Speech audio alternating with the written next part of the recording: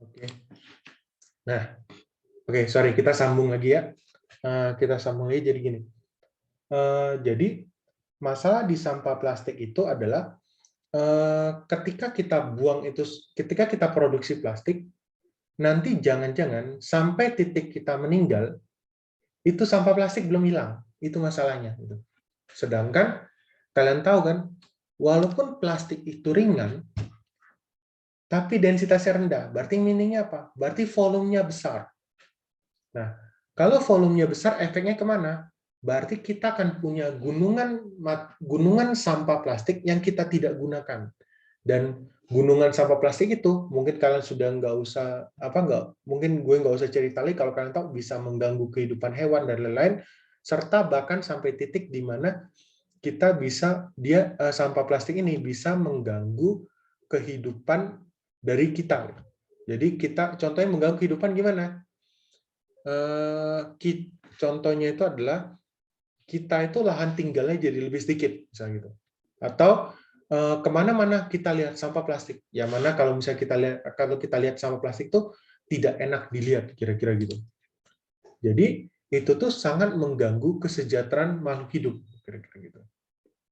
Nah, poin yang kedua apa? Poin yang kedua itu adalah renewable.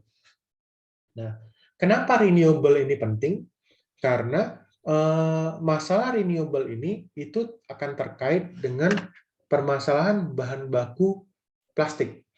Jadi, kalau yang kita tahu, kalau setiap tahunnya kita itu untuk membuat plastik, kita membutuhkan minyak bumi, kira-kira gitu. Nah, minyak bumi ini itu tuh sebenarnya fungsinya nggak hanya untuk bikin plastik. Kita juga butuh bahan bakar, juga kita butuh berbagai bahan bakar yang bisa dipakai untuk industri, bisa dipakai untuk kendaraan dan lain-lain. Jadi kalau misalkan kita terus menggunakan plastik sintetis yang mana bahannya itu minyak bumi, berarti akan ada satu waktu bahan bakunya bisa langka karena minyak bumi itu bukan sesuatu produk yang bisa dibuat dalam waktu yang cepat gitu. Nah, makanya masalah renewable ini dari awal, dari zaman sekarang itu sudah terdengar, walaupun katanya ya kita belum sedekat itu dengan masalah renewable. Tapi pada waktunya nanti kita akan sampai kepada masalah itu. Nah, makanya pada titik ini mulai nih banyak peneliti yang mulai mengembangkan terkait dengan natural polymer untuk mengatasi permasalahan ini. Dan sebenarnya kalau secara performa, natural polymer itu tidak kalah dengan polimer sintetis, walaupun nanti ada banyak pendalaman mengapa natural polymer itu tidak mudah untuk digunakan gitu. Nanti sebenarnya akan lebih dalamnya di sana. Gitu ya kira-kira ya.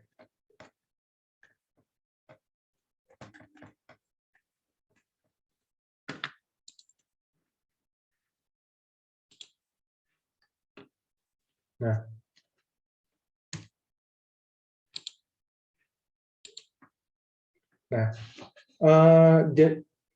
hingga saat ini kalau misalkan kita klasifikasikan ada 3 jenis natural polymer yang keberadaannya itu sangat besar di dunia. Yang contohnya pertama itu kita kenal dengan namanya polisakarida, yang kedua kita kenal dengan namanya protein, yang ketiga itu kita kenal dengan karet. Nah, karet ini itu luar biasa fungsinya dan juga jumlahnya banyak jumlahnya sangat banyak di Indonesia. Jadi sangat potensial. Polisakarida banyak nggak? Banyak juga sama. Protein banyak nggak? Banyak. Jadi negara kita itu kalau dibilang negara agraris dan negara yang penuh dengan kekayaan alam atau penuh dengan anugerah Tuhan, benar karena kita punya banyak dari jenis polimer alam ini. Nah, tapi khusus untuk beberapa minggu ini kita akan belajar terkait dengan yang namanya polisakarida. Oke? Nah, apa itu polisakarida? Jadi polisakarida itu polimer yang dibentuk oleh monosakarida. Jadi si monomernya itu adalah monosakarida atau yang kita kenal dengan namanya gula sederhana yang berikatan satu sama lain dengan ikatan glikosidik. Apa itu ikatan glikosidik? Akan kita bahas nanti ya. Nah, monosakarida atau gula sederhana yang jadi monomer dari si polisakarida ini ada berbagai jenis. Contohnya itu kayak triosa, tetrosa, pentosa, heksosa, dan heptosa. Jangan takut saya nggak minta kalian kita akan mencoba untuk mereduksi kimianya agar tidak terlihat terlalu susah. Cuman tidak terlihat ya, tapi susah sebenarnya. Nah, kemudian polisakarida itu mungkin kalian lebih kenal istilahnya itu adalah karbohidrat, gitu loh. Nah, untuk karbohidrat sendiri definisinya apa sih? Karbohidrat sendiri itu adalah suatu boleh dibilang kayak suatu material yang tersusun atas karbon dan hidrat. Jadi kalau kalian lihat penyusunnya itu adalah CH2ON. Nah, tapi karbohidrat itu tidak seluruhnya polimer. Kenapa ya? Kenapa ya karbohidrat itu belum tentu polimer? Ada yang mau berpendapat?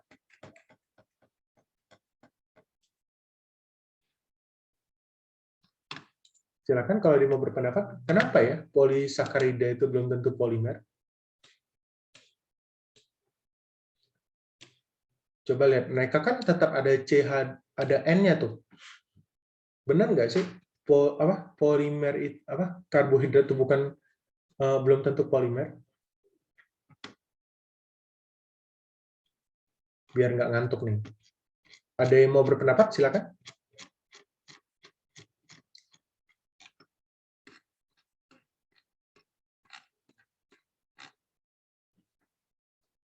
Saya coba deh, Pak. Boleh. Silakan, Sukri. Ya. Jadi menurut saya nggak tentu sih, Pak, semua karbohidrat itu polimer. Karena contohnya aja kalau kita pakai gula sederhana atau yang biasa kita kenal yang rumus kimianya itu C6H12O6 atau yang N-nya 2. Nah, itu kan belum bisa disebut polimer gitu, padahal dia udah karbohidrat.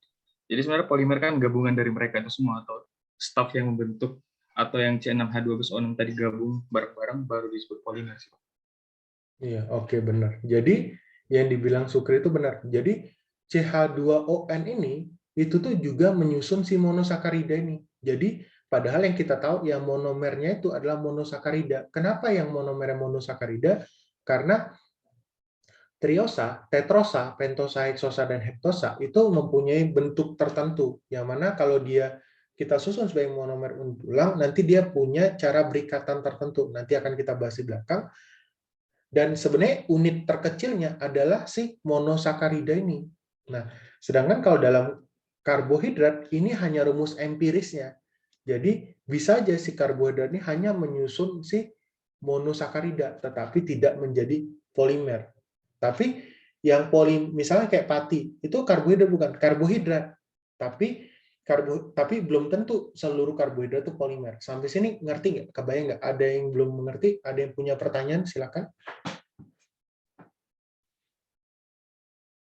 Kalau ada pertanyaan, silakan ditanyain dulu. Mungkin kita pelan-pelan aja.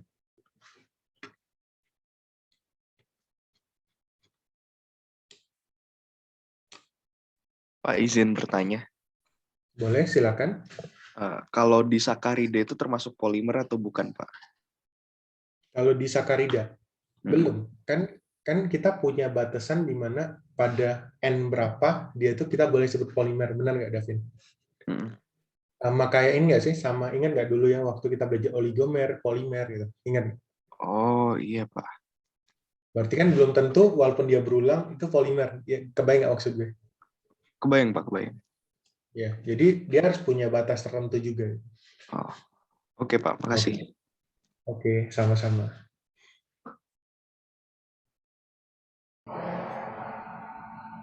Ya?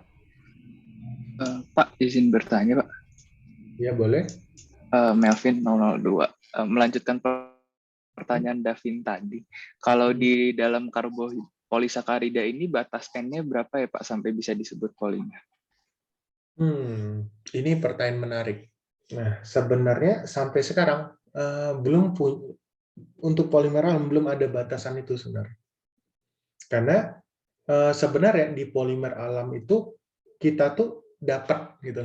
Kita tuh kayak dianugerahkan. Jadi sebenarnya kita nggak milih gitu. Kebayang nggak, Melvin? Jadi kebanyakan polimer alam yang kita pilih itu misalnya pati, ya memang nanti kalau pati yang kita tanam di Sumatera sama kok menanam pati, misalnya singkong kita tanam di Sumatera sama kita tanam di Jawa sama kita tanam di Sulawesi, itu bisa aja punya MN yang berbeda-beda, punya MN dan MU yang berbeda-beda. Nah, tapi itu adalah yang kita peroleh, kebayang nggak, Melvin? Jadi kita nggak bisa milih, kebayang nggak, Melvin? Yang bisa kita lakukan apa? Yang kita bisa lakukan adalah hanya menghidrolisis. Nah, tapi nanti ketika kalau kita hidrolisisnya atau kita potong rantainya pada batas tertentu, kita itu mungkin kalau yang kalian pernah kenal ada nanomaterial, nah itu mungkin nanti kita akan punya batasan lagi, tapi sebenarnya kalau secara spesifik kita belum punya batasan itu. Kira-kira sampai sini, Melvin, kebayang nggak? Oh, kebayang Pak. Jadi kalau di dalam natural polymer ini batasannya emang jarang digunakan ya, kayak sampai batas mana dia polymer. Sebenarnya bukan jarang digunakan, karena sebenarnya orang pun masih meraba-raba sama saat ini, karena ini ilmu yang baru, bahkan sekarang kan masih hot. Jadi sebenarnya masih diteliti. Kebayang nggak, Melvin? Oh, kebayang Masih Pak. dirumuskan bersama, gitu. Kesepakatannya gimana gitu. Oke ya? Oke, Kebayang, Melvin? kebayang. Terima kasih banyak Pak. Oke, sama-sama. Ada lagi pertanyaan? Silakan kalau masih ada pertanyaan dulu.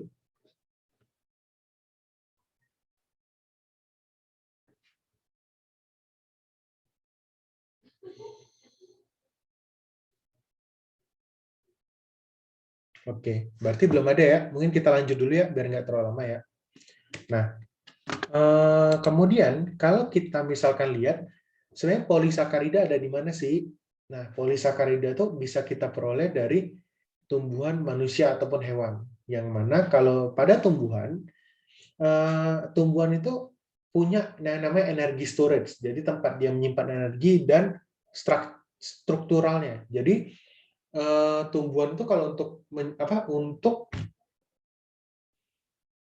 agar dia itu bisa tumbuh kuat, dia juga pakai polisakarida yang kita kenal dengan nama selulosa. Nah, tapi kalau untuk dia menyimpan makanan, dia menyimpannya itu dalam bentuk pati. Nanti kalian akan lihat berapa miripnya pati dan selulosa, tapi mereka akan punya sifat yang berbeda-beda. Dan itu magicnya orang kimia ataupun orang material, gitu loh. Nah, di dalam manusia, polisakarida itu kita gunakan untuk energi storage. Jadi yang kita kenal namanya glikogen. Nah, glikogennya apa nanti akan kita belajar juga. Lalu kalau di hewan kita punya yang namanya itu energi storage dan struktural. Kalau energi storage itu dalam bentuk glikogen, nah cuman kalau hewan itu juga pakai polisakarida, tapi untuk struktural ada, cuma hewan-hewan tertentu dan itu namanya kitin. Nanti kita akan belajar juga itu apa. Jadi polisakarida ini kalau kalian lihat di tumbuhan manusia dan hewan itu luar biasa dampaknya atau luar biasa fungsinya di dalam ketiga makhluk ini atau di dalam makhluk hidup ini. Jadi mungkin ya kalau misalkan tidak ada yang tidak tertarik dengan polimer pun ya mungkin jadi bagus juga untuk dongeng, nggak masalah. Oke. Nah, kemudian kita masuk ke dalam pati ya. Nah, pati itu sebenarnya gini. Jadi pati itu bukan istilah yang sebenarnya kalian baru dengar. Aku yakin di waktu kalian sekolah, waktu kalian di SMA dulu, kalian sebenarnya sering dengar istilah pati atau istilah karbohidrat. Mungkin bagi perempuan karbohidrat adalah malapetaka atau sesuatu yang dihindari, sama seperti orang-orang yang berbadan gempal seperti saya. Jadi itu adalah sesuatu yang dihindari. Karena kenapa? Karena itu bisa membuat kita itu menjadi lebih besar, kira-kira gitu. Nah, tapi sebenarnya apa sih pati itu? Nah, jadi pati itu sebenarnya adalah bahan utama dari tumbuhan yang kita pakai, bahan utama yang dihasilkan tumbuhan untuk menyimpan glukosa. Nah, bahan ini kita ambil dari si tumbuhan, kita makan nih untuk juga jadi energi buat kita, kira-kira gitu. Nah, untuk pati ini sendiri, sebenarnya pati ini itu monomernya tuh adalah yang ini. Mana ya pointernya? Sorry, pointer saya kelihatan nggak ya oleh kalian? Terlihat, Pak. Oke. Nah, jadi kalau pati itu monomernya itu kita kenal dengan namanya alpha D-glucose. Jadi ini monomernya. Nah, kita punya kesepakatan nih kalau di alpha D-glucose. Saya jelasin pelan-pelan ya. Jadi kalau di alpha D-glucose itu C-nya ada 6. Ya, kalau kalian bisa lihat 1, 2, 3, 4, 5, dan 6. Oke. Nah, gimana jadi cara kita menentukan yang mana C1 dan C6? C1 adalah C yang paling jauh dari C5. Jadi C1 tuh ada di sebelah O nih, di sebelah sini. Ya, kalau kalian lihat di sini, dia tuh ada di sebelah O-nya. Ada O-nya di sebelahnya. Nah, nanti muternya itu ke arah yang ada C-nya. Jadi C1, C2, C3, C4, C5, dan C6. Kira-kira gitu. Oke? Itu untuk istilahnya aja. Jadi monomer itu adalah alpha D-glucose yang bentuknya kayak gini. Nah, ternyata di dalam pati dia itu ada 2 cara untuk menyusun diri. Jadi kita mengenal di dalam pati itu ada 2 jenis polimer. Jadi ada 2 jenis polimer yang kita kenal dengan namanya amilosa dan ada yang namanya amilopektin. Untuk amilosa sendiri itu rantainya sifatnya linear. Nah, jadi gimana cara dia menyusun amilosa? Jadi alpha D-glucose ini akan harus ketemu sama alpha D-glucose. Jadi kalau kalian lihat di sini C1 sama dia tuh akan ketemu antara C1 dan C4. Jadi kalau kalian lihat yang ini ketemu sama yang ini. Jadi kalau misalnya digambarin jadinya OH yang ada di C1 ini akan ketemu sama OH di C4 ini, dia akan berikatan satu sama lain, nanti akan membentuk suatu rantai yang panjang. Nah, karena dia berikatan di C1 dan di C4 ini, itulah kenapa dia disebut dengan ikatan 1,4 glikosidik. Sedangkan alfa ini, itu menunjukkan ini, alfa D-glucose. Jadi, si amilosa ini, dia rantainya linear dan berikatan secara ikatan alfa 1,4 glikosidik. Oke? Sampai sini kebayang nggak maksudnya saya? Saya kecepatan nggak? Ada yang mau bertanya dulu?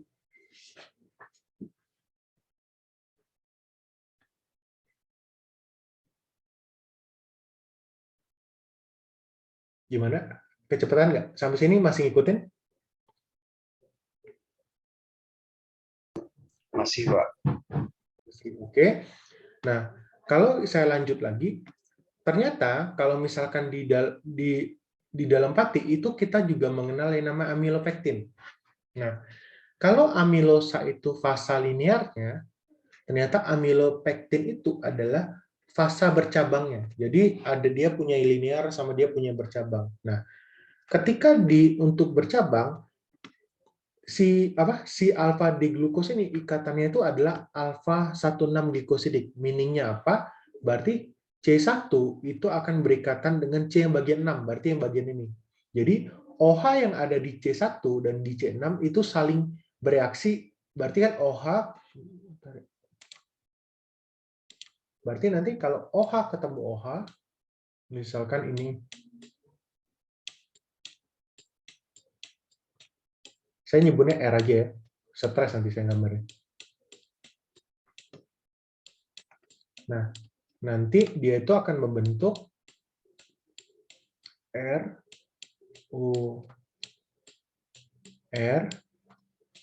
ditambah H2O. Jadi nanti dia akan menghasilkan air di sini. Jadi kalau misalnya kita nggak akan pernah lihat karena mereka melakukannya tuh di pohon gitu. Bukan di pohon maksudnya. Jadi dilakukannya tuh oleh tumbuhan itu. Di mana ya Nanti saya ceritain deh kalau di mana. Nanti panjang ceritanya. Jadi nanti dia menghasilkannya itu ada air. Nah, kalau misalkan kalian lihat dari cara dia terpolimerisasi, dia masuk kepada polimerisasi. Ada yang mau menjawab?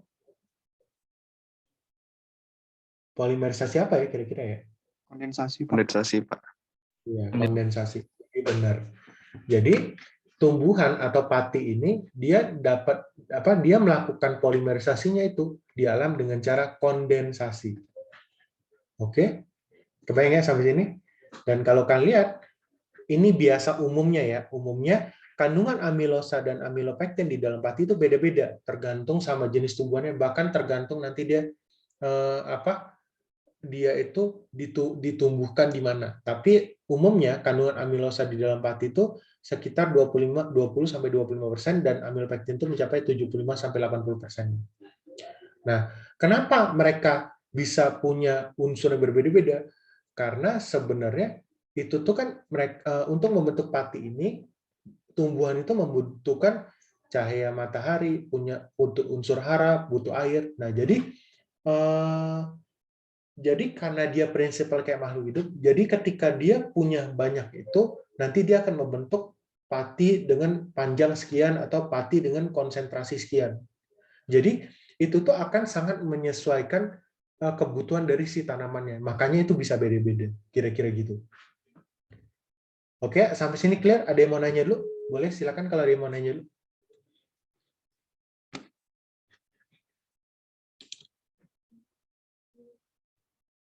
Izin bertanya, Pak. Boleh, silakan Sharon. Ini kan di bawah dijelasin kalau di amilosa dalam pati itu 20-25% dan amilopektin itu 75-80.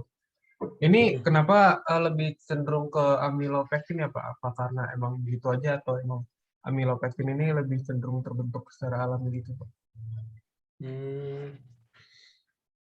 Jadi maksudnya kenapa amilopektin itu membentuk 75-80, sedangkan amilosa itu 20-25 ya gitu, Pak? Iya, Pak.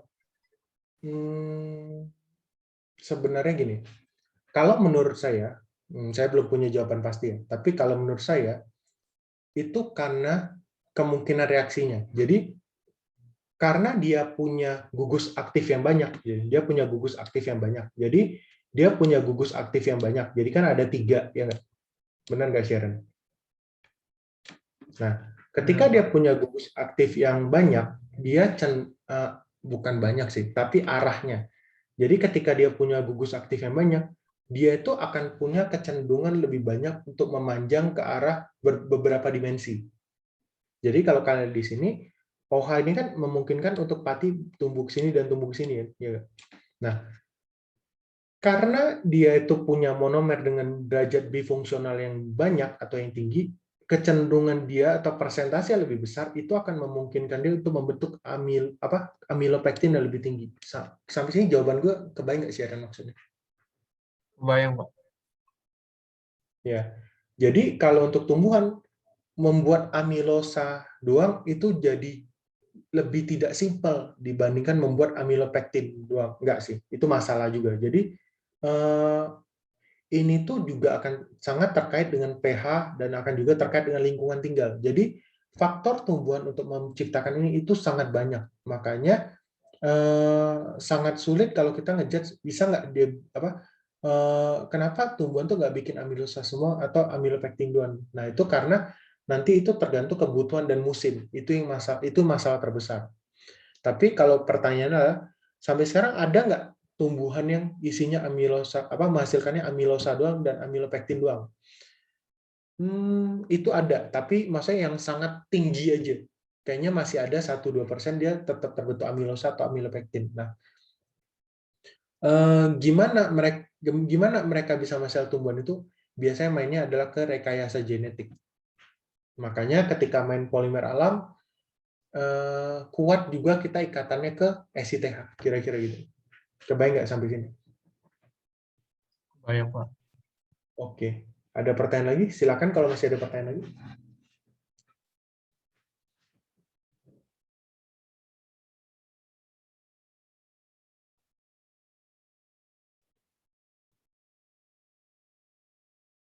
Oke, belum ada ya. Sementara kita lanjut dulu.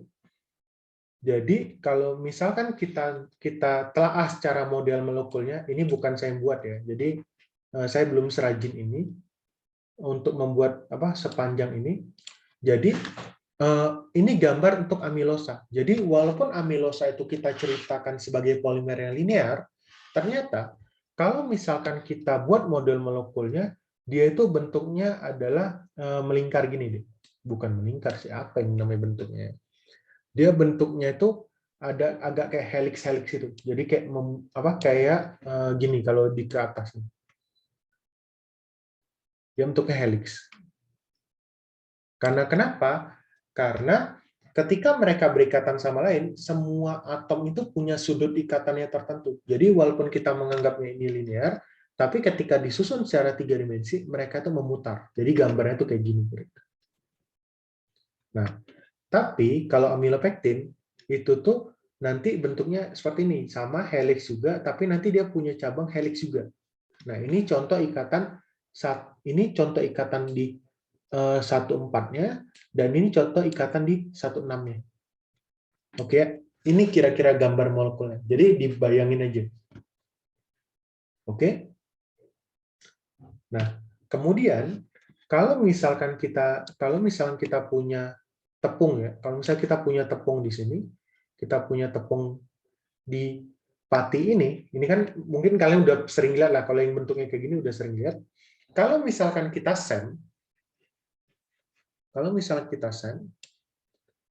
dia itu bentuknya akan seperti ini. Nah, ketika bentuk yang ini yang kita temui di dalam pati, kita mengenalnya dengan istilah granul. Jadi kita nyebutnya adalah granul pati, kira-kira gitu. Nah, si granul ini kalau kita amatin lebih jauh lagi dengan perbesaran yang lebih besar, akhirnya orang memodelkannya itu seperti ini. Jadi kira-kira mereka memodelkannya itu seperti ini. Jadi di granul pati itu tersusun atas amilosa dan amilopektin. Jadi gini, ada amilopektinnya dan ada amilosanya.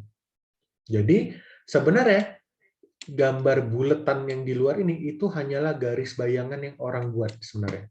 Jadi sebenarnya mereka tuh tidak pernah benar-benar bulat. Jadi sebenarnya mereka tuh hanya kumpulan amilosa dan amilopektin yang tersusun itu membentuk bola, sehingga kalau misalnya kita hanya lihat dari dia terlihatnya bentuknya lingkaran, kira-kira gitu. Dan kalau kalian tahu, granul pati itu tidak semua bentuknya sama. Jadi beda sumber, dia akan beda ukuran granul. Karena kenapa? Karena komposisi dan amilosa dan amilopektinnya beda, dan juga panjang rantai amilosa dan amilopektinnya beda, dan susunan amilosa dan amilopektinnya beda. Jadi kalau kalian lihat, kalau misalkan dia amilosanya memanjang dan amilopektinnya itu besar juga, tapi dia kan kalau amilopektin lebih besarnya ke samping, jadi nanti cenderung bentuknya itu tidak akan bulat. Jadi nanti dia akan membentuk, berarti kalau misalnya kita gambar garis bayangannya bisa aja oval ataupun yang lain. Kebayang ya sampai sini? Ada pertanyaan nggak sampai sini dulu?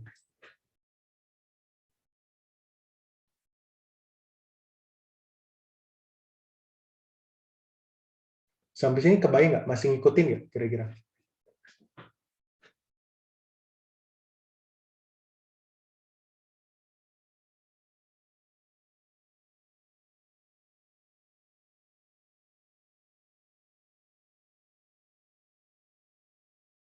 Oke, berarti belum ada pertanyaan ya? Kebayang sih, Pak.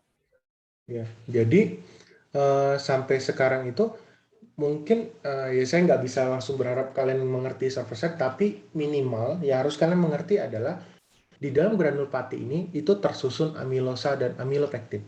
Kira-kira gitu ya. Nah, kalau misalkan kita pelajarin lebih lanjut lagi, kalau tadi ini kita punya tepung, ini kita punya kita punya granul pati, kalau misalkan kita potong granul patinya, dia akan membentuk struktur yang begini. Jadi ini tuh adalah granul ini kita potong. Nanti kita lihat sisi permukaannya, sisi tengahnya. Nah, ini kan yang tadi tuh yang kayak apa? Jadi kalau misalnya di sini tuh harusnya semua isinya itu adalah amilosa dan amilopektin. Yang mana kalau misalnya ini kita gambarkan lagi, dia bentuknya kayak gini. Jadi ada bulat yang tegas dan ada bagian yang putih. Nah, ini menceritakan apa sih sebenarnya? Ini menceritakan tentang bahwa ada bagian yang kristalin dan ada bagian yang amorf.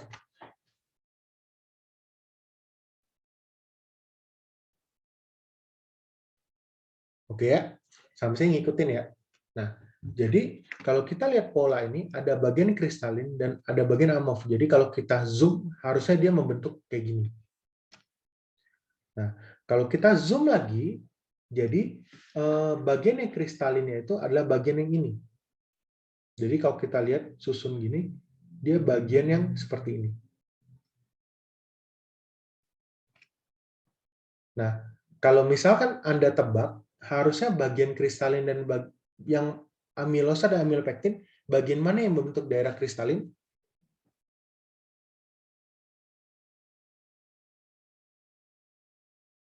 Ada yang menjawab? Amilopektin. Amilopektin yang membentuk yang kristalin. Padahal ini sangat berlawanan ya dengan yang kita pelajari sampai sekarang ya. Iya nggak sih, Melvin? Oh, berlawanan gimana, Pak? Kan kalau misalnya kita dulu kalau misalnya belajar di kimia polimer, yang membentuk daerah kristalin yang bercabang atau yang linear? Bercabang. Ya, masa sih kalau kita belajar di kimia polimer waktu di polietilen, kita bisa membentuk daerah kristalin yang HDPE atau LDPE? Daerah kristalin. Ya, yang bisa membentuk daerah kristalin lebih besar yang HDPE atau yang LDPE? HDPE. HDPE karena apa? Karena dia lebih linear, tidak bercabang. Ya, memungkinkan dia membentuk kayak gini kan, lamelar ya. Oh iya betul, Pak. Baik. Nah, disinilah saya juga mendapatkan suatu pelajaran kalau kita itu memang bisa ilmu yang kita tahu tuh memang sangat sedikit dan bisa dibolak-balikan secara gampang oleh Tuhan. Jadi ternyata bagian kristalin di dalam pati itu adalah bagian amilopektinnya, benar. Jadi bagian bercabangnya malah yang membentuk kristalin. Kalian lihat kan betapa ilmu dari Tuhan tuh kayak maksudnya benar-benar luar biasa. Jadi dia bisa membolak-balikan segala sesuatu yang menurut kita sudah sangat tahu, tapi bisa aja nggak tahu. Ya benar, di sini akhirnya ternyata yang membentuk daerah kristalin adalah bagian amilopektin ya. Karena kenapa?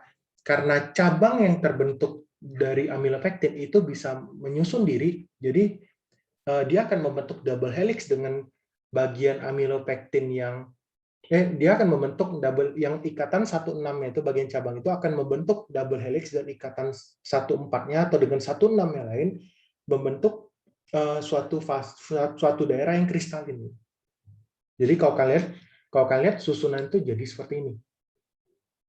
Dimana kalau hitam itu kita bisa lihat hitam tuh bisa jadi 1,4, yang mana yang hitam itu 1,6 dan ini 1,4. Lihat kan, kita punya dunia berbeda di dalam polimer alam. Makanya beberapa prinsipal yang kita punya di polimer sintetis dengan polimer alam itu akan ada beberapa fenomena yang kita tuh akan aneh. Tetapi sebenarnya ada penjelasannya. Oke, sampai sini bisa dipahami terkait dengan struktur-struktur ini? Ada pertanyaan? Pak Stephen boleh bertanya, izin. Boleh, silakan Bu Maya. Ini Pak, kembali lagi yang struktur amilosa dan amilopektin ya. Tadi kan di awal diterangkan bahwa yang amilosa itu lebih linear kan strukturnya. Nah, kalau konsep kita yang kemarin itu kalau linear itu berarti kan dia struktur yang kristalin ya. Kemudian kalau yang tadi amilopektin dengan kadar sekian tadi itu dia mempunyai rantai bercabang. Berarti boleh dikatakan itu tuh adalah dia lebih cenderungnya ke amorf. Nah, tadi Pak Steve bilang ternyata di polimer alam itu ada kontradiktif kan dengan yang kemarin kita sudah pelajari. Nah, di sini saya belum paham Pak, kenapa itu bisa terjadi dan apakah itu tuh, dan kalau kita lihat dari struktur polimernya kan dia CH2OH gitu kan, itu kan unit pengulangan yang berulang gitu. Nah, itu tuh gimana ya Pak, secara konsep pemahamannya? Makasih Jadi Pak. kalau secara konsep pemahamannya, kayak kalau mungkin Bu Maya maksudnya bertanya itu adalah kenapa bisa terbentuk amilopektin itu malah jadi yang kristalin itu Bu Maya sebenarnya. Iya gitu Pak. Nah, jadi sebenarnya kalau misalkan saya telah kemungkinan besar itu adalah kondisi polimerisasi Bu Maya. Jadi kondisi polimerisasi dan ikatan sekunder yang terbentuk antara molekul pati itu memungkinkan untuk si bagian yang 16 itu bisa berikatan bisa mempunyai interaksi sekunder dengan ikatan yang 14. Jadi dia itu punya sudut tertentu yang memungkinkan itu terjadi gitu Bu Maya. Kalau ditanya kok bisa gitu? Mungkin kalau misalkan ditanya seperti itu,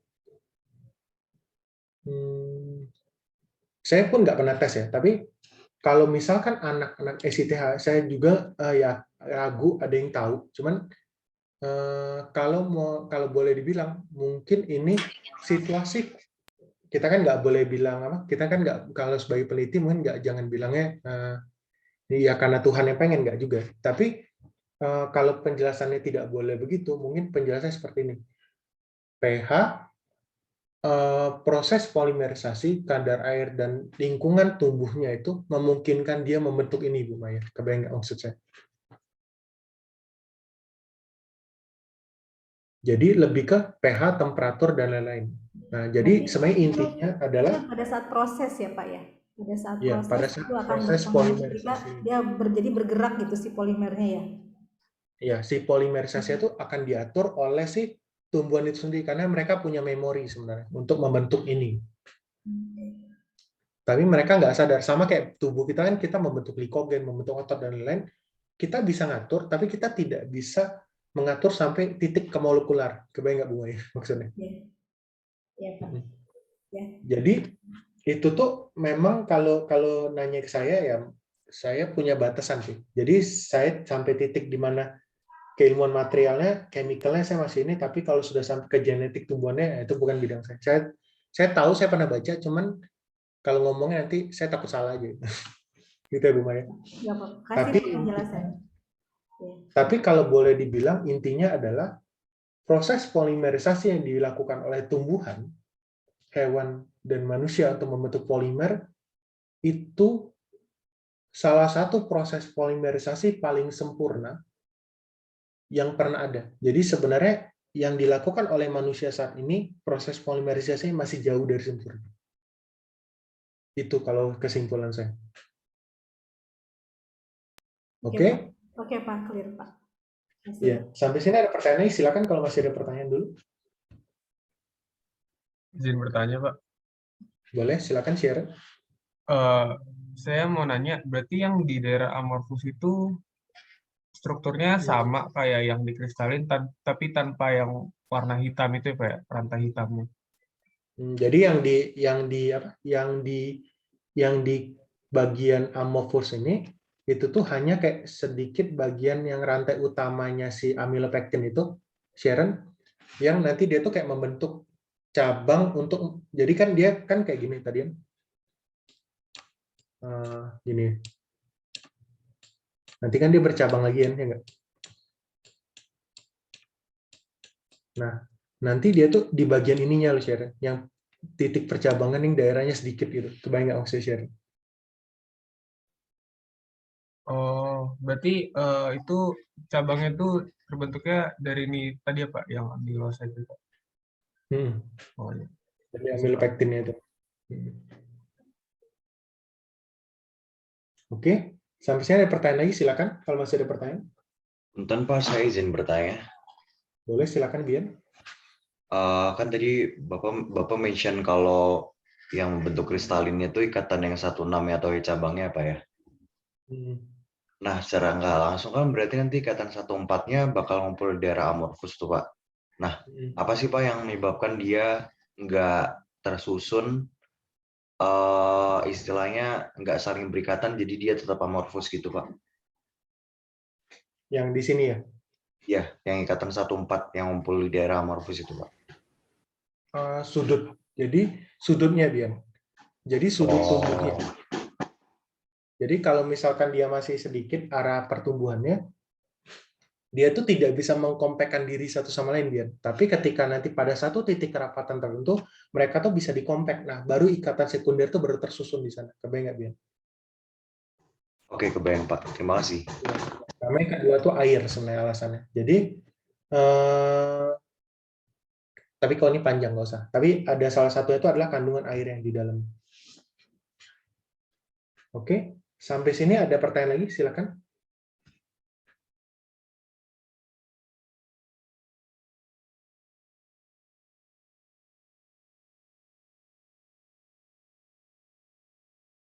Oke, belum ada ya? Kita lanjut lagi, oke? Wah, udah 9:20. Nah, jadi sampai sekarang itu, bioplastik itu tuh, kok bioplastik? Pati itu tuh banyak nih dipakai untuk berbagai macam aplikasi. Contohnya tuh adalah ini, kayak misalkan kosmetik, beverage, dan lain-lain. Ini mungkin kalau ini kalian udah sering dengar lah. Kalau makanan-makanan pasti udah umum banget kalau start produk itu dipakai untuk makanan, tekstil juga gitu. Nah, tapi kalau sekarang pengembangan dari bioplastik itu udah masuk ke bioplastik. Jadi banyak juga udah mulai mengembangkan bioplastik dari termoplastik pati, yang mana kalian juga pasti pernah lihat kalau misalkan beli The Crepes atau yang beberapa produk lain yang kalian pernah lihat produk kantong kresek ini 100% biodegradable. Nah, itu kalian pasti pernah lihat ada bioplastik yang kayak gitu. Nah, itu tuh sampai sekarang banyak kan masih buatnya dari pati, kira-kira gitu. Nah, tapi untuk membentuk baik dia untuk di makanan, untuk dia di tekstil, untuk dia kertas, untuk dia adhesif dan sebagainya, termoplastik pati itu tidak pernah dipakai langsung. Biasanya dia harus melewati suatu proses yang namanya tuh gelatinasi dan retrogradasi. Nah, apa itu gelatinasi dan retrogradasi? Ini kita jelasin di sini ya. Nah, jadi ini kira-kira paradigma dari untuk pati itu mengalami gelatinasi dan retrogradasi. Nah, retrogradasi dan proses gelatinasi dan retrogradasi itu dipakai biasanya untuk membentuk pati sesuai dengan bentuk yang kita inginkan. Nah, jadi apa sih yang terjadi? Kenapa kita perlu membentuk retrogradasi ini? Nah, jadi ini. Jadi ini adalah molekul patinya. Molekul patinya. Nah, molekul patinya mungkin nanti kalau dijelaskan kenapa kita butuh proses retrogradasi, nanti saya akan jelasin di belakang. Nanti ini, tapi saya jelasin dulu aja ya, apa itu proses gelatinasi dan proses retrogradasi. Nah, proses gelatinasi itu adalah ketika kita masukin nih tepung yang putih tadi itu, tepung putih itu ke dalam air. Kemudian setelah kita masukin ke dalam air, kita panasin. Nanti akan terjadi proses gelatinasi. Bentar ya, biar kalian lebih gampang mengerti gini. Kalian coba sekarang buka ke Edunext. Aku kasih waktu nonton dulu. Coba kalian buka ke Edunext, tonton video materialian dulu yang di sana, yang Edunext yang bagian pati. Tonton video materialian dari menit ke-9 sampai menit ke-14. Oke? Coba dibuka dulu, kalian tonton dulu. Nanti kita ketemu lagi 5 menit kemudian. Jadi kalau sekarang 9.23, nanti kita ketemu lagi di 9.28. Silakan, coba ditonton dulu, oke?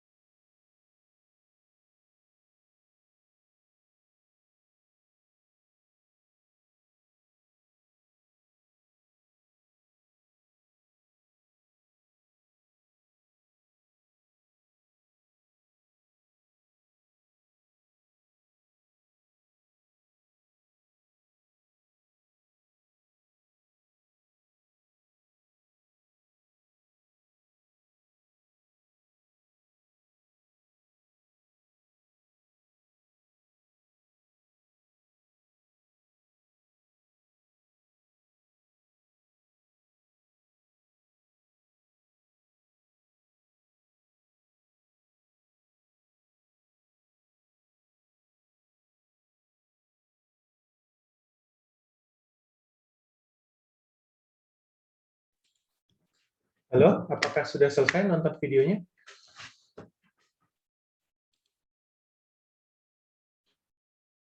Saya sudah, Pak. Sudah. Semuanya sudah?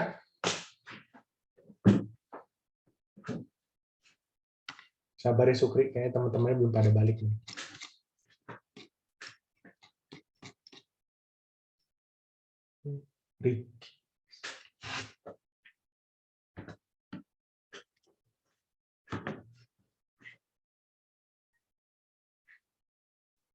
Halo, halo, tes. Kalau sudah, tolong tulis di chat ya, sudah apa belum ya?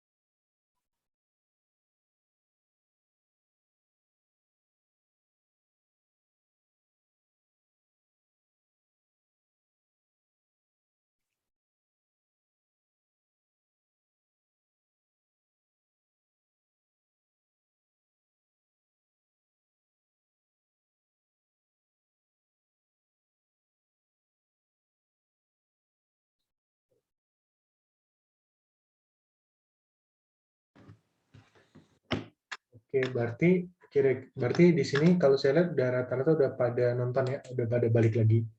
Nah, jadi kalau tadi misal kalian lihat video di material ya, pada saat kalian punya tepung, kalian masukin ke dalam air, tepungnya dimasukin ke dalam air, awalnya itu kalau misalnya kita aduk, itu viskositasnya sama aja ke air. Benar nggak? Kalian mengamati itu nggak? Ada yang bisa jawab? Ingat nggak videonya tadi? Ketika kalau Iya, Pak. baru diaduk, ya dia viskositasnya masih sama, masih kayak air biasa. Nah, itu yang masuk ke dalam tahapan di mana ini. Jadi si pati ini itu kita dispersikan dalam air. Jadi pada tahap itu si pati itu hanya terdispersi dalam air. Oke? Nah, kemudian ketika dipanaskan pada temperatur tertentu, nanti patinya itu mulai mengalami pengentalan. Benar nggak? Ada yang mengamati itu? Ya, Pak. Benar, Pak. Nah, sebenarnya apa sih yang terjadi pada saat dia mengental? Nah, sebenarnya gini, pada saat dia mengental, yang terjadi adalah sebenarnya air itu masuk ke dalam si pati. Nah, kenapa air itu bisa masuk ke dalam si pati? Karena air itu juga bisa membentuk ikatan hidrogen dengan rantai pati. Jadi pada temperatur yang tinggi, air itu tuh bisa mengganggu ikatan hidrogen yang terjalin antar pati. Jadi pada temperatur tinggi airnya terus bergerak, dia bisa mengganggu ikatan hidrogen dan membuat air itu bisa masuk ke dalam rantai antar amilosa dan amilopektin. Nah, air yang masuk itu membuat si granul yang kita punya itu ngembang. Nah, dia ngembang, lalu karena si volume granul itu punya batas mengembang yang tertentu, jadi setelah itu si amilosa itu keluar dari si pati. Karena kenapa? Karena dia terdorong itu loh. Jadi airnya ngembang, si granulnya ngembang, tempatnya nggak cukup, si amilosanya itu kedorong keluar. Jadi gambarnya itu kayak gini. Nah, kenapa dia bisa mengental? Karena sebenarnya pada saat si granul pati itu mengembang, jadi kesannya tuh awalnya itu kayak air ditambah sama gula. Jangan gula deh. Pasir. Air ditambah sama pasir. Jadi karena ukuran pasirnya itu kecil, jadi sebenarnya viskositasnya itu masih sama aja kayak air. Nah, tapi ketika ukuran granulnya jadi gede, itu pasir itu jadi boba. Nah, jadi boba dalam jumlah yang banyak, jadi si bobanya itu akan menghadang pergerakan kita waktu ngaduk. Jadi seakan-akan si cairan itu menjadi sangat kental karena si ukuran granul itu jadi gede banget. Kebayang nggak sampai sini? Sampai sini dulu ngerti nggak? Kebayang nggak? Bisa ngikutin nggak sampai sini?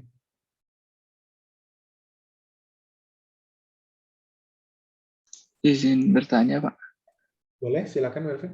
Jadi ketika air masuk itu kan ibaratnya patinya itu akan menggembung ya tadi yang kayak jadi boba gitu. Gembung, jadi gede. Di saat yang bersamaan amilosanya keluar dari pati. Iya, nggak, amilosanya keluar setelah airnya masuk tuh sangat banyak, Melvin. Jadi airnya masuk sangat banyak, jadi kan si granul kan kayak bukan ya granulnya itu atau amilopektinnya kan punya kapabilitas untuk nahan air, ya nggak? Nah, ketika dia merenggang kan amilosanya kegeser keluar. Kebayang nggak, Melvin, maksudnya? Oh, jadi amilopektinnya yang menyerap airnya ya, Pak? Amilosanya nggak bisa? Yang banyak tuh amilopektinnya, yang banyak. Karena kan, kenapa amilopektin yang banyak menyerap air? Karena kan dia cabangnya banyak banget tuh, ya nggak? Oh, oke. Kebayang nggak? Baik. Oke. Masih terbayang. Ya. Nah, proses dari granul pati itu dia viskositasnya naik dan menggembung, itulah yang kita kenal dengan namanya proses gelatinasi. Dan temperatur di mana kan dia kan mungkin kalau kalian amatin tadi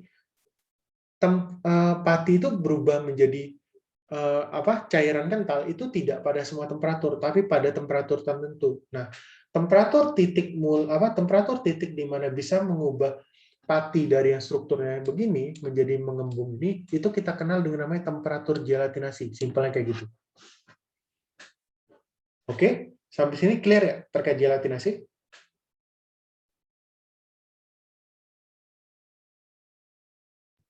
Dan Pak, saya mau nanya. Boleh, silakan Biar. Kan tadi katanya amilosnya terdorong keluar. Nah, kalau diilustrasikan kan dia kayak keluar dari dari patinya itu sendiri, Pak. Nah, itu tuh di mananya ya, Pak ya? Saya masih belum kebayang. Jadi maksudnya itu di mananya gitu. Jadi dia keluar, tapi cuma di sekitar daerah granul itu juga masih gitu. Jadi cuma di lapisan luar granulnya doang, dia kedorong doang gitu. Oh, tapi kan nanti kan polimer itu kan berarti banyak ya Pak ya, granulnya nanti banyak. Nah kalau misalkan terjadi proses gelatinasi, itu mungkin kan nggak Pak, amilosa yang terdorong itu mendisrupsi granul sebelahnya, terus nanti dia masuk ke granul yang lain atau gimana tuh Pak? Enggak, karena kan granul yang lain juga ngembang, Bian. Nggak memungkinkan masuk, ya enggak? Oh, berarti dia nanti kayak buat layer sendiri gitu ya Pak ya? Iya, malah nanti ngembang-ngembang semua, malah amilosa tuh di luar semua, kebayang nggak, Bian? Oke.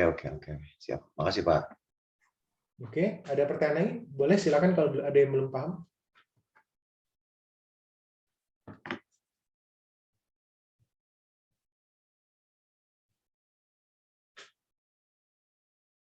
Udah ya, clear ya? Nah, lalu ada yang namanya proses retrogradasi. Proses retrogradasi pada saat apa? Pada saat kita punya larutan kental nih dari si pati, nah kita diemin atau kita uapin, kita keluarin airnya gitu. Nah, nanti dia akan jadi plastik kan. Nah, proses itu yang namanya retrogradasi. Jadi yang awalnya dia tuh agak jauh karena ada molekul air kan di sini, molekul air banyak kan gitu di dalam ini. Molekul air, di luar juga ada molekul air. Nah, pada saat dia itu merapat dan menyusun diri lagi, jadi kan ketika airnya keluar, ketika airnya pergi, kan berarti jarak antar molekul itu bisa lebih rendah kan. Nah, ketika dia menyusun diri lagi, itu yang memungkinkan dia lebih rapat, itu yang kita kenal dengan namanya proses retrogradasi, yaitu yang ini gambarnya. Ini sampai sini kebayang nggak? Ada pertanyaan dulu sampai sini? Jadi dari proses gelatinasi sampai ke retrogradasi, bedanya apa? Bedanya hanya ketika airnya itu sudah menguap atau airnya sudah dikeringkan, jadi nanti si struktur dari pati itu merapat lagi dan menyusun diri lagi. Makanya ada gambar yang kayak gini nih. Dia balik lagi ke helix. Karena kenapa? Karena airnya udah keluar kan. Jadi dia tuh sudutnya itu sudah dia tuh bisa nyusun diri lagi ke bentuk semulanya. Nah, tapi ternyata bedanya apa? Bedanya amilosanya itu nggak bisa masuk lagi ke dalam gitu. Jadi dia akan di luar, dia akan nyelubungin granul itu si amilosanya. Sampai sini paham nggak? Clear nggak? Sampai sini. Sebelum kita masuk ke kenapa dia bisa jadi plastik.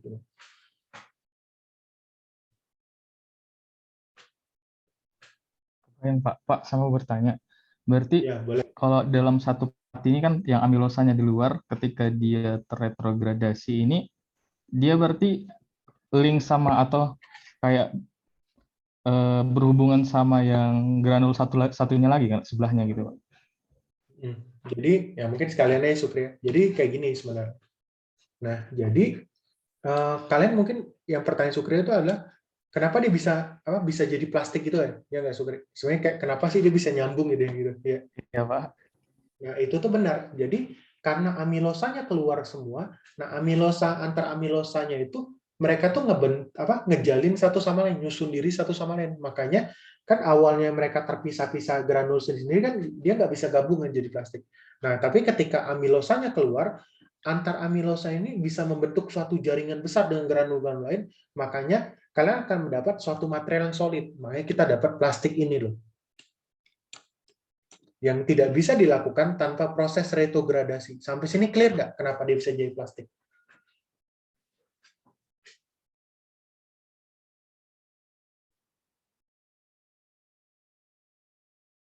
Kita pelan-pelan. Ada pertanyaan dulu nggak? Ngerti nggak kalian kenapa kita butuh proses retrogradasi untuk membuat dia menjadi plastik?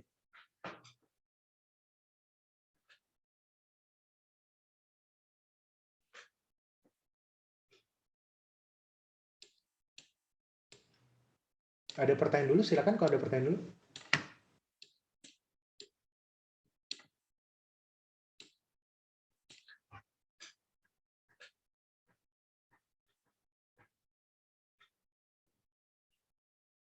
Oke, berarti kebayang ya semuanya ya. Nah, lalu kemudian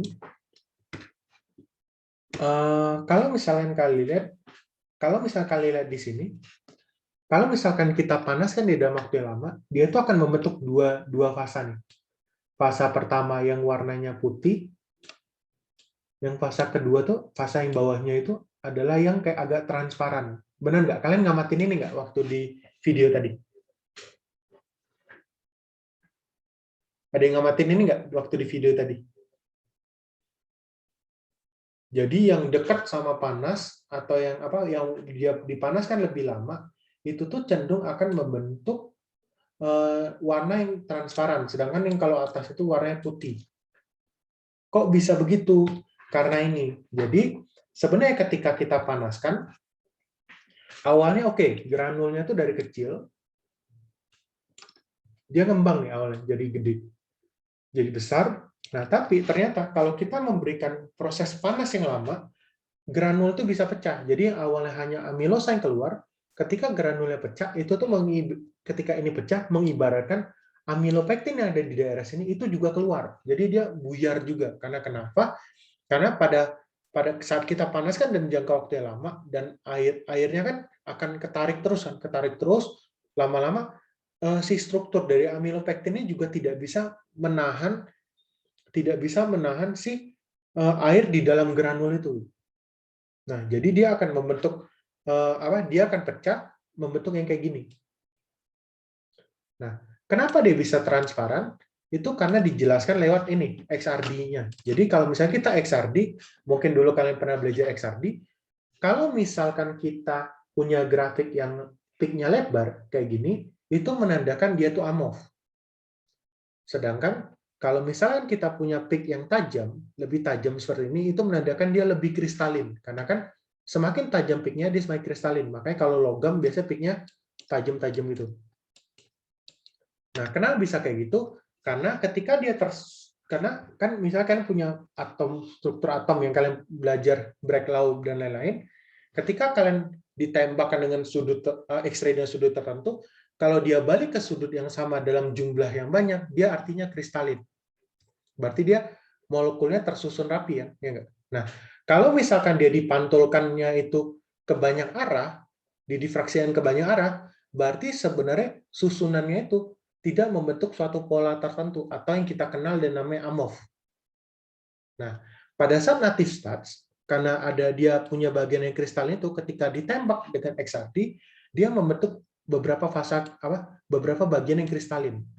Nah, tapi ketika dia digelatinasi, ketika dia digelatinasi parsial, dia mulai nih membentuk fase AMOV. Tapi kalau misalnya kita terlalu lama manasinnya atau terlalu tinggi temperaturnya, maka ketika dia sangat tergelatin itu, yang warnanya transparan itu, dia itu membentuk struktur yang AMOV. Dan ini menjelaskan kalau dia semakin AMOV, berarti kan jarak antar rantai atau prevolume antar rantai itu semakin besar. Artinya kalau misalkan kita punya kita punya plastiknya atau cairan gelatinasi starch ya, ini mata kita, ini benda, ketika ditabrak dengan cahaya, maka banyak cahaya yang bisa dikirimkan ke mata kita. Karena kenapa? Karena jarak antar rantai jauh-jauh. Jadi ketika jarak antar rantai jauh-jauh, memungkinkan banyak cahaya yang diteruskan ke mata kita. Makanya kita bisa melihat, oh, dia ada benda lain di belakang, yang mana itu menunjukkan kalau benda yang menutup kita itu namanya transparan. Sampai sini kebayang nggak? Ada pertanyaan dulu?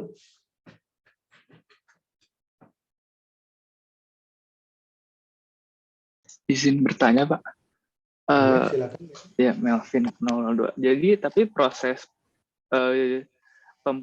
kayak penghasilan larutan transparan ini kesetimbangan gitu kan, Pak? Kalau didinginkan kembali bisa jadi tidak transparan lagi. Nggak bisa balik lagi. Maksudnya tuh balik lagi tuh gimana, Melvin, maksudnya?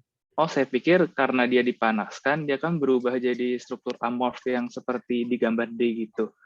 Nah, Ya. ketika dia diinginkan lagi, ternyata dia balik jadi kayak C gitu. Granul lagi. Nggak Iya. bisa jadi granul lagi. Dia ketika dia sudah amorf kayak gini, ketika airnya hilang, ya udah susunannya kayak gini lagi. Susunannya cuma hanya kayak gini. Nggak bisa balik ke granul lagi. Kebayang nggak, Melvin? Oke. Karena dia sudah buyar, ya, sudah pecah, sudah lokasinya udah beda-beda. Nggak mungkin bisa membentuk granul lagi. Kebayang nggak? Kebayang. Berarti ini lanjutan proses retrogradasi yang tadi kah, Pak? Jadi kan ini semuanya cerita gelatinasi. Oh. Ini hanya cerita gelatinasi. Jadi awalnya granulnya kecil, mengembang. Kalau kita panas, maksudnya itu gelatinasi kita panaskan sampai temperatur gelatinasi, ya enggak? Nah, apa yang terjadi kalau kita panaskan di temperatur gelatinasi dalam waktu yang lama atau pada temperatur atau pada temperatur yang lebih tinggi dibanding T gelatinasinya gitu. Maksudnya, kebayang nggak, Melvin? Oh, tapi masih prosesnya gelatinasi ya. Nanti setelah pendinginan itu retrogradasi gitu. Ya, setelah kita uapkan airnya atau kayak kita keringkan, itu namanya retrogradasi. Kebayang nggak maksudnya? Oke, kebayang, Pak. Oke, ada pertanyaan lagi? Silakan kalau masih ada pertanyaan. Kasih, Pak. Sama-sama, Melvin. Punten, Pak, mau nanya. Boleh, Bian, silakan. Tapi perihal ini kan berarti kalau misalkan di atas T-gel terlalu tinggi atau terlalu lama kan berarti nanti granulnya bisa pecah ya, Pak ya. Terus nanti amilopektinnya bisa keluar. Nah itu kalau setelah kayak gitu mereka tetap masih bisa berikatan atau enggak, Pak? Bisa. Kalau misalkan airnya nanti keluar, nanti cenderung nanti si amilosa sama amilopektinnya merapat lagi, membentuk ikatan hidrogen lagi, Bian. Karena kan nggak ada penghalangnya kan sama mereka. Oke, berarti nanti bisa terbentuk plastik kan ya, Pak, dari situ? Walaupun amilopektinnya sampai pecah. Walaupun sampai granulnya pecah. Bisa. Jadi yang dia tidak bisa bentuk plastik itu ketika dia tidak gelatin. Dia tidak gelatinasi. Karena dia tidak punya jaringan itu. Tapi kalau dia sudah keluar, tetap bisa. Nah, cuma nanti properti plastik yang dia akan beda dengan yang granulnya itu granulnya masih dipertahankan. Karena granulnya ketika masih dipertahankan, dia akan punya interaksi molekuler yang lebih banyak atau interaksi sekunder lebih banyak dibandingkan yang semuanya pecah. Nah, kebetulan saya mau nanya itu, Pak. Nah, kalau misalkan lebih amorf kan, kalau di kuliah-kuliah sebelumnya itu disebutin kalau lebih amorf nanti dia impact-nya lebih kuat. Nah, kalau misalkan si yang amilopektinnya sampai berikatan ini atau granulnya sampai pecah ini, sifat mekaniknya jadi gimana ya Pak ya? Apakah lebih Lebih buruk lemah. atau lebih baik? Lebih lemah. Jadi dia lebih kekuatan tariknya turun dibandingkan dengan yang granulnya masih ada. Tapi kalau Nanti, preal impact gimana Pak? Kalau preal impact lebih bagus yang semuanya jadi amorf. Oke Pak, siap. Terima kasih Pak. Karena dia ruang geraknya lebih banyak. Ruang memungkinkan dia menyebarkan energi lebih banyak. Sampai sini clear ya? Clear Pak. Oke, ada pertanyaan lagi? Silakan kalau masih ada pertanyaan lagi.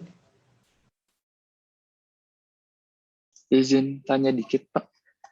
Boleh, Melvin, silakan. Jadi ketika proses gelatinasi itu, misalnya kita menginginkan hingga bentuk struktur akhirnya itu kayak yang di C. Berarti kita harus tahu waktu sampai kapan dia udah jadi C dan tidak jadi D gitu ya, Pak? Nggak boleh kelamaan. Idealnya begitu. Tapi kan biasanya kalau dalam proses ya, kalau misalnya di lab lah gitu, ya susah kita ngatur semuanya agar nggak pecah, susah. Karena kan misalnya kita panasinnya di gelas kimia. Gelas paling bawah sampai yang atas tuh bisa punya temperatur yang beda. Benar nggak, Melvin? Betul. Nah, itu yang kadang-kadang yang harus di setting gitu. Dan makanya ya udahlah, biasa orang ambil rata-rata aja gitu. Biasanya nggak sampai diperhitungan banget gitu. Oh, oke, baik. Oke, ada pertanyaan lagi, silakan. Masih ada pertanyaan?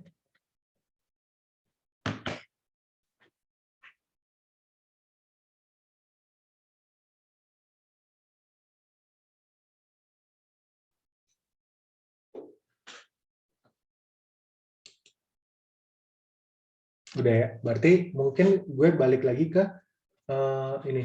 Jadi mungkin balik ke alasan kenapa sih kita nggak pakai ini aja Pak, kayak kenapa kita prosesnya nggak pakai kayak polietilen aja gitu, kayak polietilen yang dilelehin gitu, kok harus susah-susah diretrogradasi gitu. Nah, karena alasannya adalah pati itu kalau misalnya kita panaskan, dia tuh nggak meleleh, dia tuh gosong kalau dipanasin. Mungkin kalau ada yang pernah masak bisa sedikit cerita, kalau misalkan kalian panasin tepung, kalau kalian nggak kasih air, tepungnya gosong. Pernah nggak ngalamin ini? Ada yang pernah mengalami ini? Iya Pak. Ya kan? Nggak. Kalian mungkin Natal lihat dia meleleh nggak? Nggak Pak, langsung hitam aja Pak. Kalau nggak ada air. Langsung gosong ya? Iya. Nah, kira-kira kenapa itu bisa terjadi? Ada yang tahu nggak? Kenapa dia nggak bisa meleleh? Padahal dia bukan termoset ya? Iya nggak? Dia bukan termoset kan? Dia nggak crosslink. Dia nggak ada yang crosslink. Benar nggak? Tapi kenapa dia nggak bisa meleleh? Ada yang mau berpendapat nggak?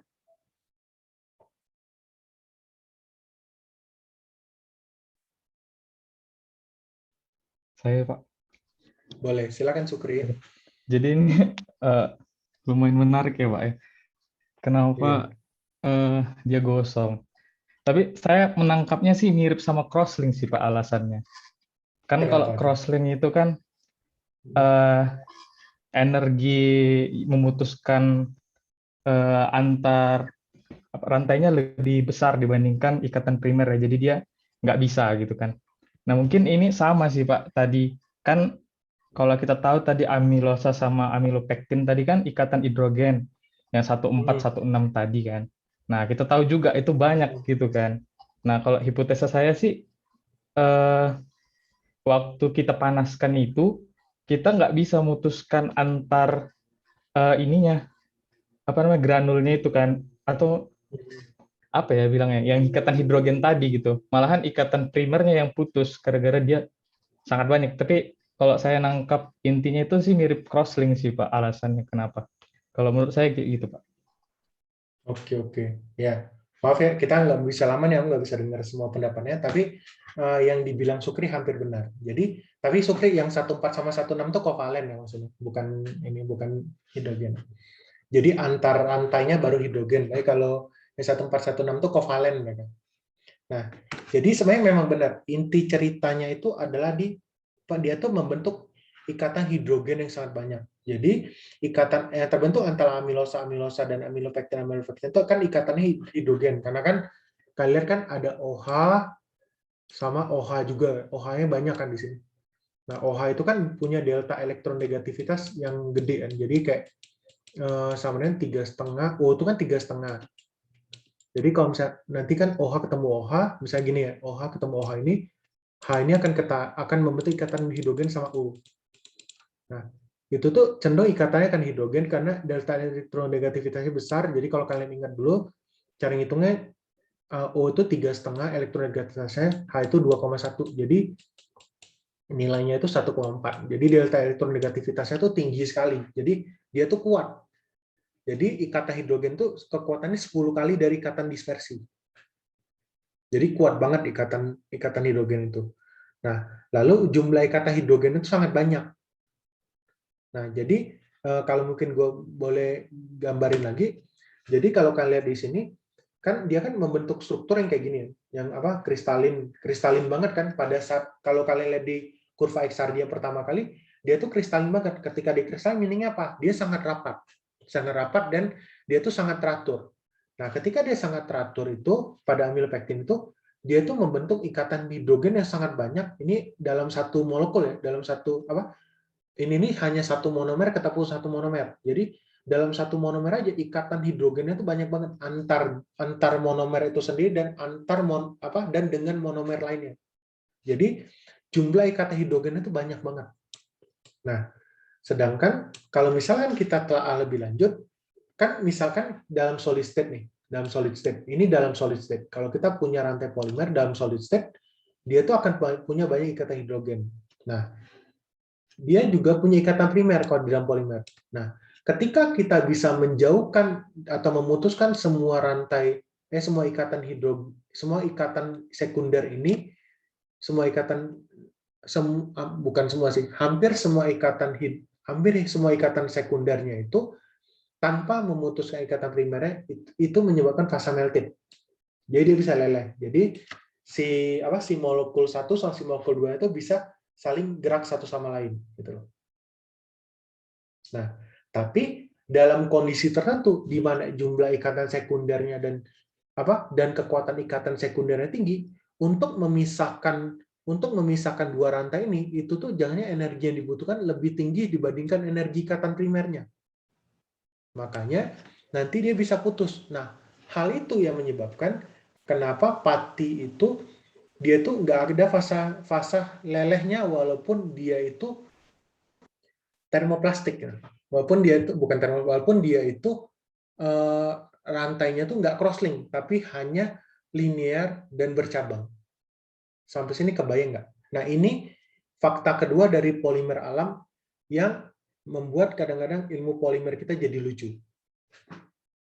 Tapi alasannya ada. Kenapa dia tidak bisa meleleh walaupun dia itu rantai linear dan bercabang. Padahal kalau dulu kalian pelajarin sebelumnya, rantai linear dan bercabang itu cenderung termoplastik dan bisa meleleh. Tapi kalau dia crosslink, dia nggak bisa meleleh, malah cenderung degrade. Nah, ini ada fakta yang seperti ini, dan itu alasannya. Sampai sini, kebayang nggak? Ada pertanyaan nggak?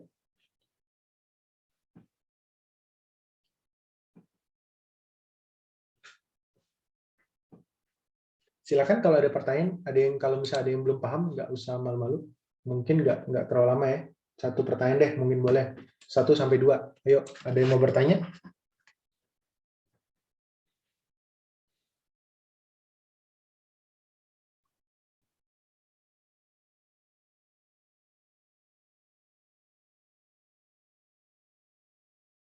Ada yang bertanya? Sampai sini ngerti nggak penjelasannya? Atau ini ada yang belum clear? Saya mau nanya, Pak.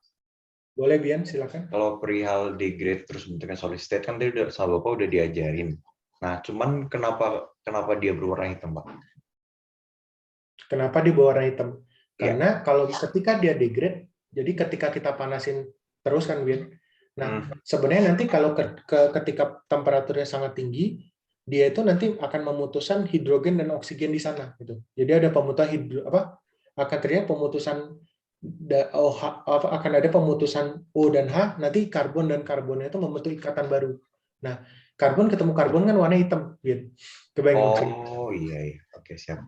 Terima kasih, Pak. Oke, sama-sama.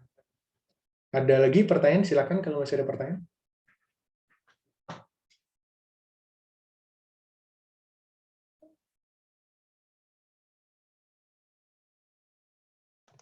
Pak, saya mau bertanya, Pak.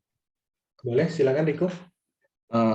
Terkait yang tadi sih, Pak, yang eksperimen material yang tadi. Yang kan kata Bapak tadi pas air campur pati doang itu kan dia kayak lebih amorf kan, Pak.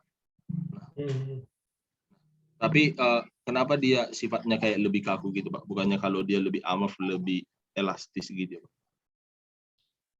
Yang mana? Yang plastik yang ini?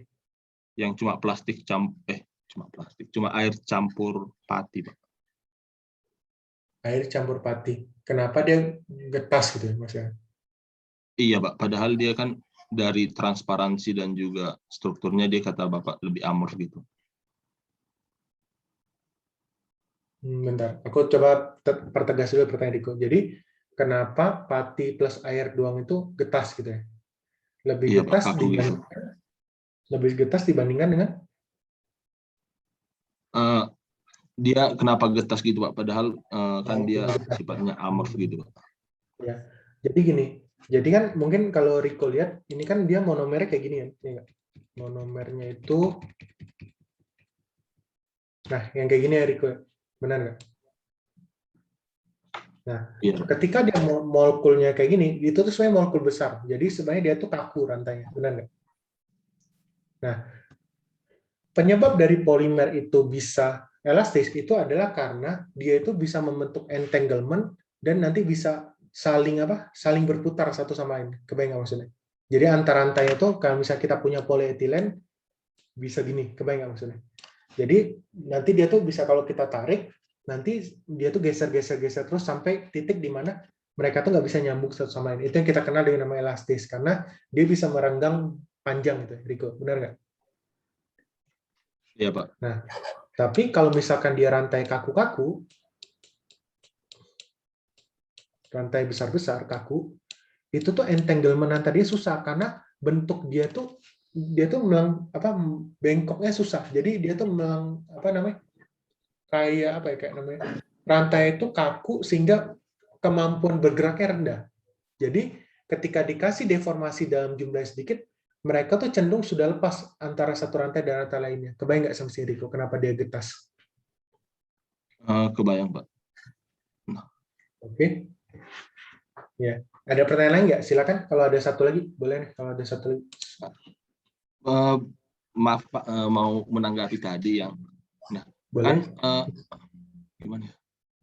Kan Kan kata Bapak tadi yang pati plus air itu kan dia punya impact yang tinggi karena dia amorf gitu, bercabang-cabang kan, Pak.